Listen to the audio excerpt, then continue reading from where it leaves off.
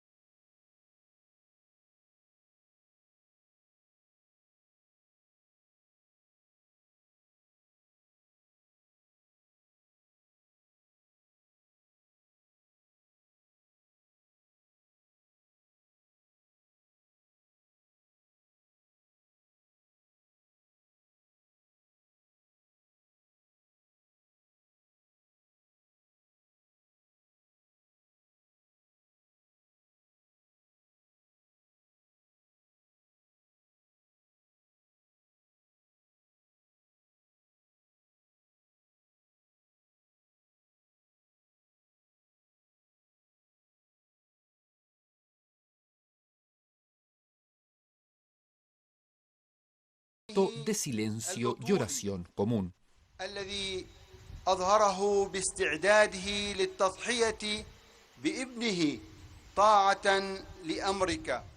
Después, una rauda salida de regreso a Bagdad, donde en la Catedral de San José estaba todo previsto para una misa en rito caldeo. Es una de las expresiones de la diversidad cultural y litúrgica que custodia la Iglesia Católica. Dentro y fuera del templo estaba todo dispuesto para evitar contagios de COVID, pero sobre todo para celebrar la profunda fe arraigada en la comunidad que escuchó la homilía inspirada en el Evangelio de las Bienaventuranzas. Pero, ¿cómo practicamos las bienaventuranzas? Estas no nos piden que hagamos cosas extraordinarias, que realicemos acciones que están por encima de nuestras capacidades. Nos piden un testimonio cotidiano. Bienaventurado es el que vive con mansedumbre, el que practica la misericordia allí donde se encuentra. El Papa regresó a la Nunciatura con la vivencia de la evidente devoción con que el pueblo católico iraquí vive su fe, y así se dispone para cumplir mañana su tercera jornada de viaje apostólico. Será otro día con amplios movimientos que, entre otros lugares, lo llevará hasta Karakosh, la única ciudad en Irak con población mayoritariamente cristiana.